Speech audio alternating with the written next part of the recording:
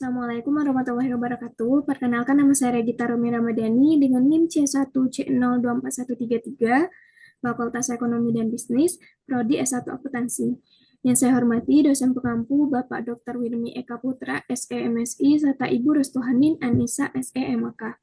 Baik, di sini saya akan mempresentasikan materi perpajakan yang berjudul Perhitungan Pajak Pertambahan Nilai. Selanjutnya, langsung saja yaitu ke pengertian. Pajak pertambahan nilai atau PPN merupakan salah satu sumber pendapatan utama negara yang berfungsi mendukung pembiayaan pembangunan nasional. Sebagai jenis pajak tidak langsung, PPP dikenakan atas setiap konsumsi barang dan jasa di dalam wilayah pabean, sehingga hampir semua kegiatan ekonomi masyarakat dapat menjadi objek pemungutan pajak ini. Selanjutnya yaitu pajak pertambahan nilai masukan. PPN masukan merupakan pajak pertambahan nilai yang ditanggung oleh pengusaha kena pajak atau PKP saat melakukan pembelian atau memperoleh barang kena pajak atau BKP, maupun jasa kena pajak atau JKP. Pajak ini muncul ketika PKP menerima faktur pajak dari pihak penjual atau penyedia jasa. Pajak masukan PPN yang seharusnya dibayar oleh pengusaha kena pajak atas pembelian barang kena pajak, jasa kena pajak, pemanfaatan BKP tidak berwujud dari luar daerah pabean, pemanfaatan JKP dari luar daerah pabean, serta impor barang kena pajak.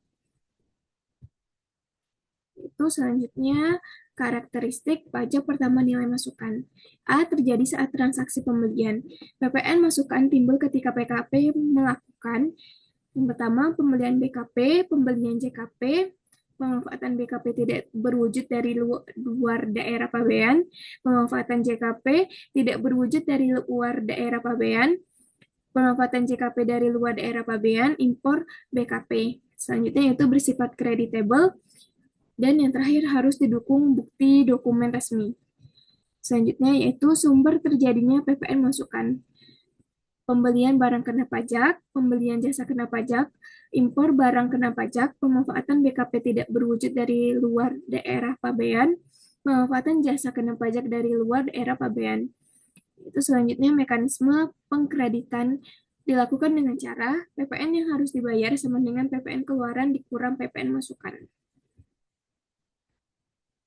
Selanjutnya yaitu contoh perhitungan.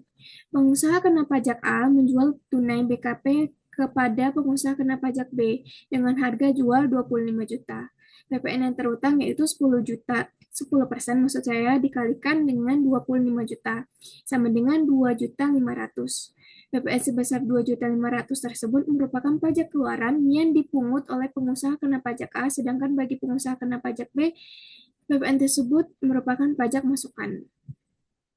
Selanjutnya yaitu PPN keluaran. PPN keluaran merupakan pajak pertama nilai yang dipungut atau ditagih oleh pengusaha kena pajak atas penyerahan barang kena pajak maupun jasa kena pajak kepada konsumen atau pembeli. PPN ini timbul pada saat PKP melakukan transaksi penjualan yang menjadi objek PPN, sehingga jumlah PPN yang dipungut dari pembeli tersebut tercatat sebagai utang pajak bagi PKP.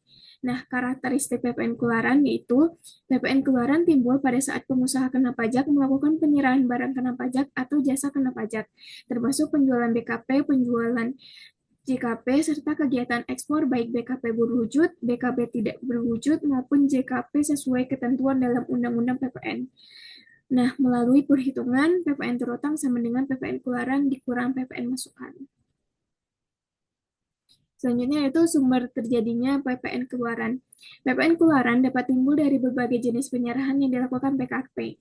Secara umum, beberapa sumber yang menimbulkan PPN keluaran meliputi yang pertama, penyerahan barang kena pajak atau BKP, yang kedua, penyerahan jasa kena pajak atau JKP, yang ketiga, ekspor barang tertentu, ekspor barang dan jasa kena pajak, yang keempat, penyerahan tertentu berdasarkan ketentuan PPN. Besarnya PPN keluaran dihitung berdasarkan PPN keluaran sama dengan tarif PPN dikalikan dengan dasar pengenaan pajak atau DPP.